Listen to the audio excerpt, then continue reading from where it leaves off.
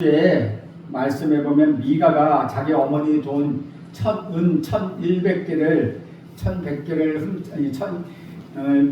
훔쳐서 갔는데 어머니가 저주하는 말을 듣고서 다시 그 은을 어머니께 돌려줍니다. 그리고 그 은을 받은 어머니가 다시 아들에게 그 은을 돌려주면서 우상과 애복과 드라빔을 마련하여서 신당을 설치했던 것을 알 수 있습니다. 오늘은 거기에 이어지는 이야기입니다. 여러분, 혹시 여러분에게 누가 당신을 왜 삽니까? 라고 질문했을 때 그 질문을 들어보신 적 있습니까? 어떻게 하면 정말 간단하게 대답할 수 있는 질문이지만 또다시 생각하면 평생을 걸쳐서 대답해야 할 어려운 질문이기도 합니다. 인생은 왜? 라는 질문과 그에 대한 대답은 내게 주어진 인생을 어떻게 사느냐를 결정하는 질문과 답이기도 합니다. 잘 생각해보면 이 질문에 대한 자식이 생각하는 답으로 세상을 사는 것이 인생입니다. 그래서 이 질문에 대한 답이 바로 나의 인생이라고 할 수 있습니다. 여러분은 이 질문에 대하여 다양한 답을 가지고 계실 것입니다. 그런데 문제는 이 질문에 대해서 잘못된 답을 가지고 있다면 그 인생은 잘못된 방향으로 살아가게 됩니다. 내가 사는 이유, 인생의 목적에 대하여 잘못 이해하고 그렇게 살고 있다면 결국 인생에서 돌이킬 수 없는 실패와 후회를 맛보게 된다는 것이죠. 그래서 이 질문에 대해서 바른 답을 아는 것, 그것이 무엇보다 중요합니다. 여러분은 왜 사십니까? 무엇을 위해 살고 계십니까? 누군가가 여러분에게 이렇게 물어본다면 뭐라고 대답하시겠습니까? 이 질문에 대해서 우리는 어떤 답을 가지고 어떻게 살아가야 하는 것입니까? 오늘 본문을 보면 우리는 인생의 목적을 오해한 사람을 만날 수 있습니다. 지난 시간에 살펴봤던 바로 미가라는 사람입니다. 미가는 어머니의 큰 돈을 훔쳤습니다. 돈을 훔친 도둑을 미가의 어머니가 엄청난 욕과 저주를 해대니 알고 보니 그 도둑이 자신의 아들임을 알고 그 저주를 돌이키기 위해서 돌려보낸 은돈을 하나님께 거룩하게 드리겠다고 하며 하나님께서 금지한 우상을 만들어서 집안에 들여놓았습니다. 미가는 자신을 위하여 집안을 산당으로 만들어 에봇을 만들고 드라빔으로 점을 치며 자신의 아들 중에 하나를 제사장으로 세웠습니다. 하나님의 이름으로 축복하고 하나님을 위하여 드린다고 하지만 결국 하나님의 말씀과 하나님의 명령과 하나님의 뜻이 아닌 자기를 위하여 자기 마음대로 행하는 변질된 신앙을 우리에게 보여주고 있습니다. 그리고 오늘 이야기는 미가의 집에 손님이 찾아오면서 시작합니다. 손님에 대해서는 이렇게 소개합니다. 7절에 보면 유다 가족에 속한 유다 베들레헴의 한 청년이 있었으니 그는 레위인으로서 거기서 거류하였더라. 레위 지파에 속한 한 청년이 베들레헴에 살고 있었습니다. 어떤 이유이선지는 알 수 없지만 이 청년은 그곳에 더 있을 수가 없어서 더 머물 곳을 찾아 길을 떠났습니다. 그러다가 에브라임 산지로 갔고 미가의 집에 이르게 됩니다. 아마 부유했던 미가의 집에 묵을 곳이 있을까 싶어서 들렀을지도 모릅니다. 이렇게 미가와 청년의 만남이 시작되었습니다. 두 사람의 대화는 이렇습니다. 9절 보겠습니다. 미가가 그에게 묻되 너는 어디서부터 오느냐 하니 그가 이르되 나는 유다 베들레헴의 유대인으로서 거류할 곳을 찾으러 가노라 하는지라. 네 청년은 미가에게 자신이 어떤 사람이며 어떤 상황인지를 말합니다. 나는 네 사람인데 머물 곳을 찾고 있습니다. 이 말을 들은 미가는 어떤 생각이 들었겠습니까? 제사장이 없어서 자신의 아들을 제사장으로 세웠던 미가에게 네 사람이 제발로 찾아 들어온 것입니다. 게다가 그는 지금 머물 곳을 찾고 있다니 미가에게 정말 흥분된 일이었다는 것이죠. 그래서 미가는 이 기회를 놓치지 않고 바로 협상에 들어갑니다. 연봉을 제시하고 네 청년과 계약을 맺습니다. 10절 말씀입니다. 미가가 그에게 이르되 내가 나와 함께 거주하면 나를 위하여 아버지와 제사장이 되라. 내가 행하던 은열과 의복 한 벌과 먹을 것을 주리라 하므로 그 레위인이 들어갔더라. 특별히 미가는 나를 위하여 아버지와 제사장이 되라고 이야기합니다. 여기서 아버지란 표현이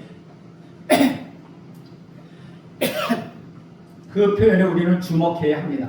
미가는 분명 네이 청년보다 나이가 많았을 텐데 자신보다 어린 사람에게 아버지가 되어달라고 하는 것입니다. 자신을 양자로 받아들여 달라는 말입니까? 아버지는 집안의 리더로서 가족을 인도하는 권위 있는 위치에 있는 사람입니다. 그래서 여기 아버지가 되라는 표현은 그런 의미에서 네이 청년이 이 집안의 제사장이 되어 권위 있는 사람으로서 그 일을 해달라고 요청하는 것입니다. 미가의 이런 제안에 대하여 네이 청년은 어떻게 합니까? 말씀은 고맙습니다마는 그 요청을 받아들일 수가 없습니다. 저는 하나님께 속한 사람입니다. 하나님이 정하신 곳에서 봉사해야 합니다. 이렇게 대답했습니까? 그렇지 않다는 것이죠. 네이 청년은 사사기에 잘 어울리는 결정을 합니다. 11절 말씀입니다. 그 레위인이 그 사람과 함께 거주하기를 만족하게 생각하니 이는 그 청년이 미가의 아들 중 하나같이 되니라. 네이 청년은 흔쾌히 제안을 받아들이고 미가의 뜻을 따릅니다. 미가의 집에 머무는 것을 만족해했고 머물면서 미가의 아들과 같이 되었다고 합니다. 미가의 집에서 처음에는 아들이 제사장과 같이 되었는데 이번에는 제사장이 아들과 같이 되었습니다. 우리는 여기서 발견하는 것이 있습니다. 이번에도 미가는 자기 눈에 좋을 대로 행동하고 있다는 것입니다.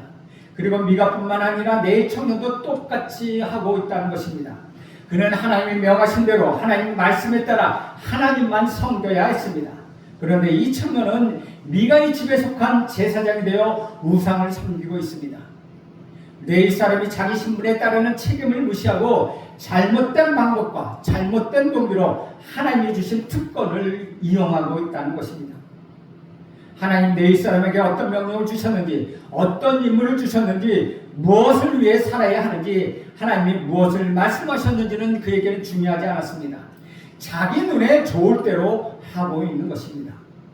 우리는 17장에서 한 가족이 타락하는 모습을 보았고 이에 네이 사람이 타락하는 모습을 보고 있습니다. 잘못을 가르쳐주고 회개할 수 있도록 돕는 사람이 없다는 것입니다. 그 역할을 해야 할 네이 사람은 자신의 사명과 관계없이 미가의 뜻을 받아들이고 미가를 위해서 제사장이 되었다는 것입니다. 여기서 우리는 이런 질문을 할 수가 있습니다. 미가는 왜 자기 아들을 제사장으로 세운 것으로 끝나지 않고 굳이 레위 사람까지 자기 집으로 끌어들여서 이런 일을 했는가 하는 것입니다. 미가는 신상을 두고 신상뿐만 아니라 애곡과 드라비를 만들었고 이번에는 네이 사람을 제사장으로 세웠습니다. 미가가 이렇게 한 이유, 무엇을 위하여 이렇게 한 것입니까? 우리 13절입니다. 13절 말씀 우리 함께 읽겠습니다. 시작. 이에 미가가 이르되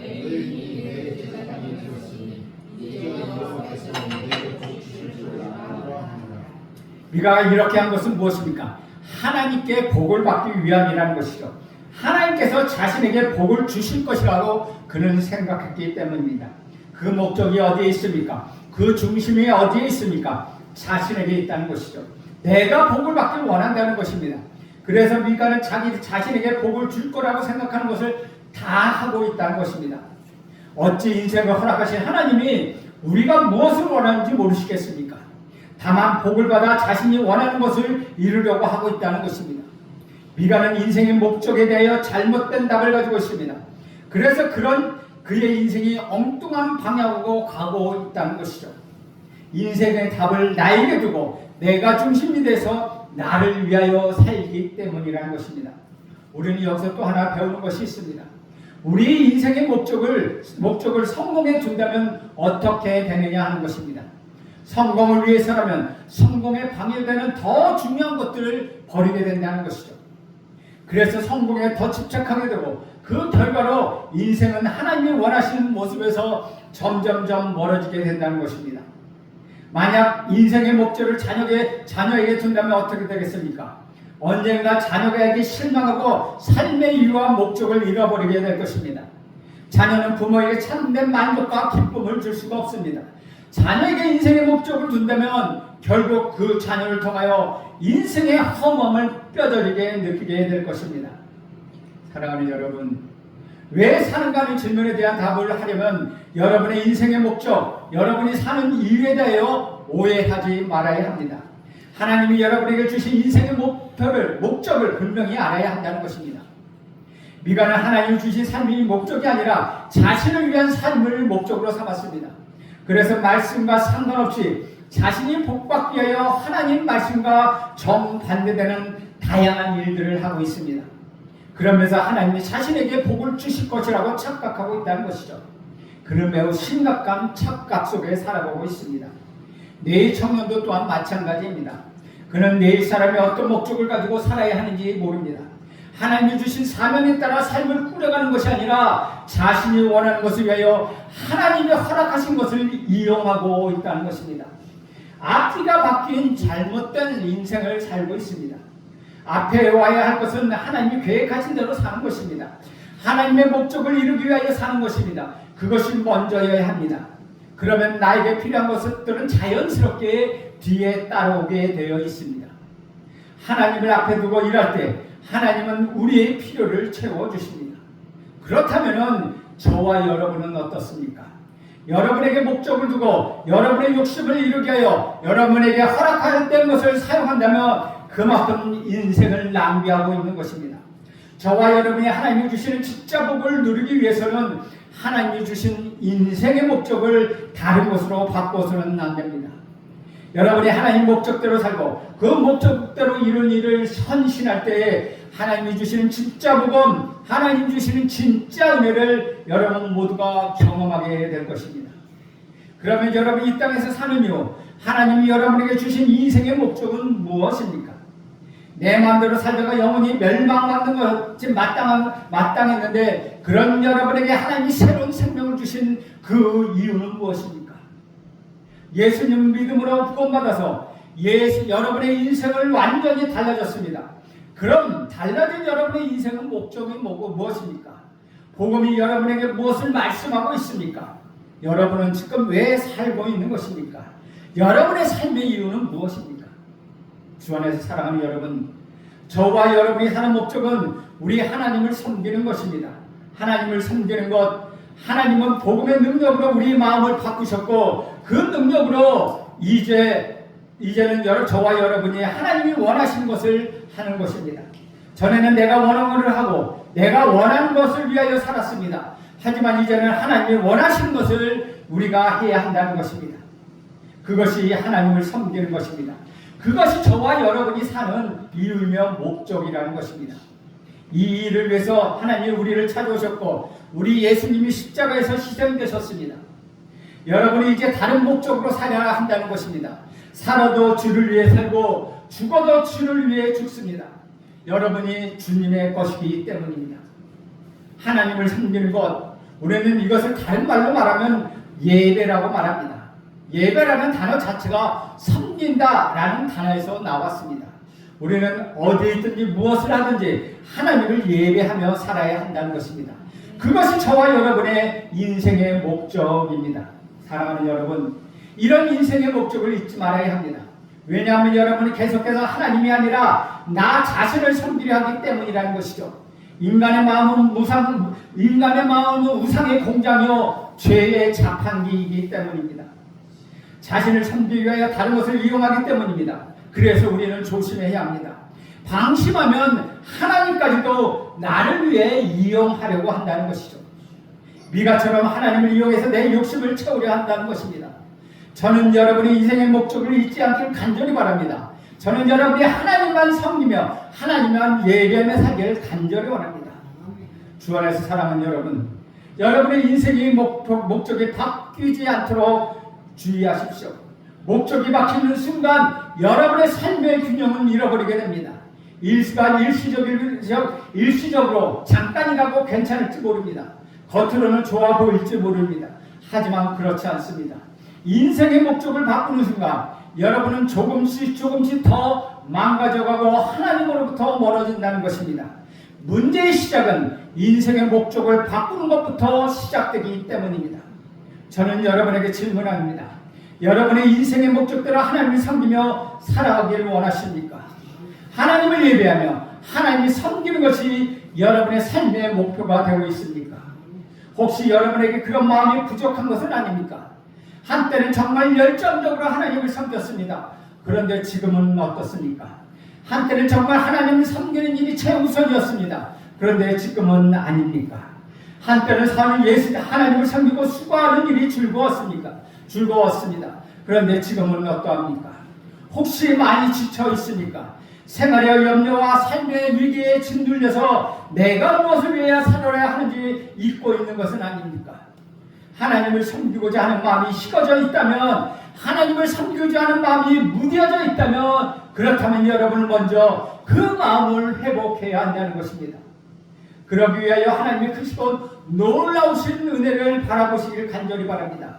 여러분이 하나님의 광대하심을, 하나님의 그 위대하심을 생각한다면 그분을 섬기고자 하는 마음이 새로워질 것입니다. 우리 하나님을 높으신가, 우리 하나님의 경이로우심을 자연스럽게 그 앞에서 엎드리게 될 것입니다. 하나님을 섬기는 일이 자랑스럽고 가치 있는 일로 여기게 될 것입니다. 그래서 그분을 따르며 섬기게 될 것입니다. 여러분이 하나님을 어떤 마음으로 섬기고 계십니까? 여러분이 하나님을 섬기는 일에 얼마나 가치를 두느냐, 이것이 여러분이 섬기고자 하는 마음이 얼마나 간절하냐, 이 모든 것은 여러분이 하나님을 어떻게 보느냐에 달려있다는 것입니다. 여러분이 하나님을 정말 놀랍고 위대하신 분으로 생각한다면 여러분 그 하나님의 영광에 앞서서 그분을 섬기는 일 무엇보다 중요하게 생각할 것입니다.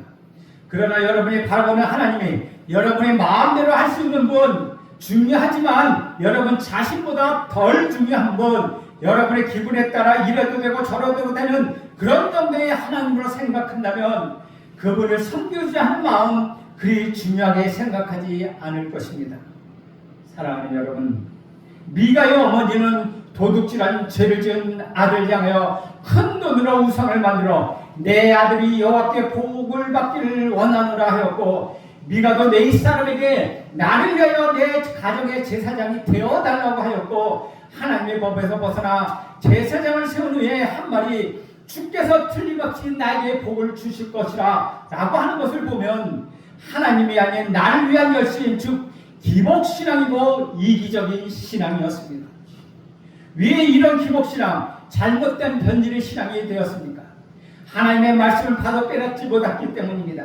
하나님의 말씀을 내가 반드시 생명처럼 지켜야 할 말씀으로 받아들이지 않았기 때문입니다. 하나님 말씀을 바로 깨닫지 못하고 받아들이지 않으면 우리 신앙은 변질되고 맙니다. 하나님이 아닌 나를 위한 이기적이고 기복적인 신앙이 됩니다.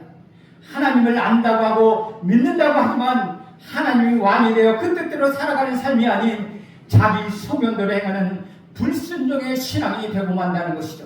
이것이 바로 4.4 시대의 불행이었고 또 이 시대의 불행으로 생각합니다.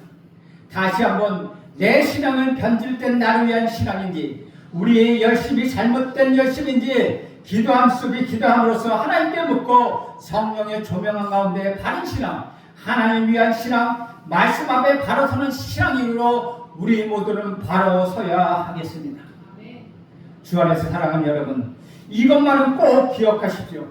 여러분이 하나님을 어떻게 섬기냐 하는 것은 여러분이 하나님을 어떻게 바라보느냐 하는 것에 달려있다는 것입니다.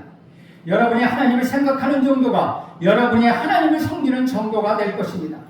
그러므로 여러분의 할 일은 하나님을 그 온전함 그대로 바라보고 하나님의 그 위대하심을 여러분 스스로 낮추지 않는 것입니다.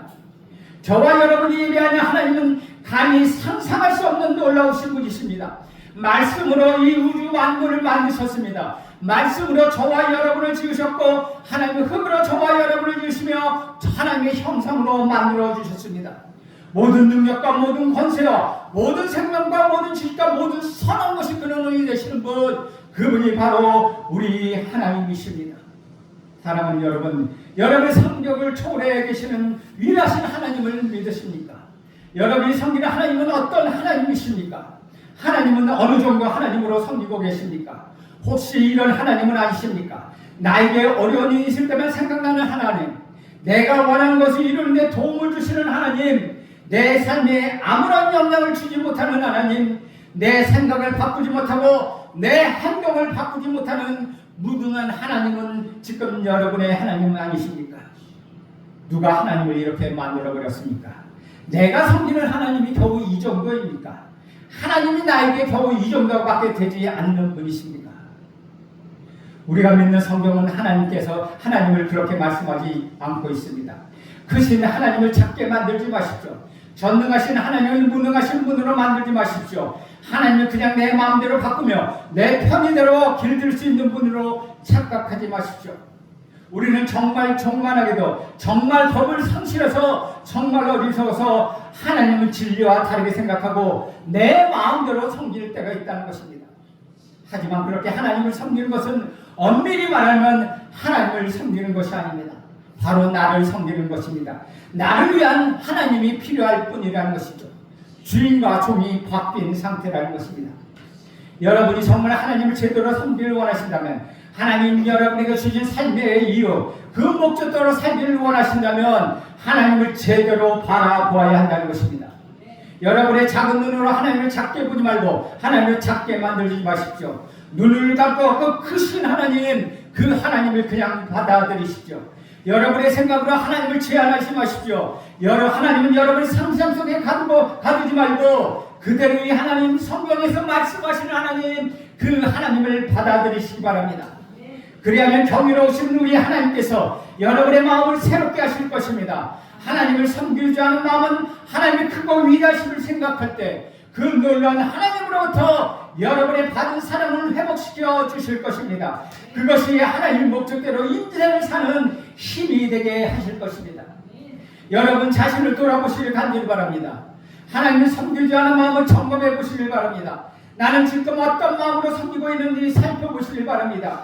그것이 부족하다고 느낄 때 새롭게 할 필요가 있다면, 그렇다면 하나님의 크심을 생각하고 내가 받은 사랑, 내가 받은 은혜, 그 은혜를 헤아려 보시기 바랍니다.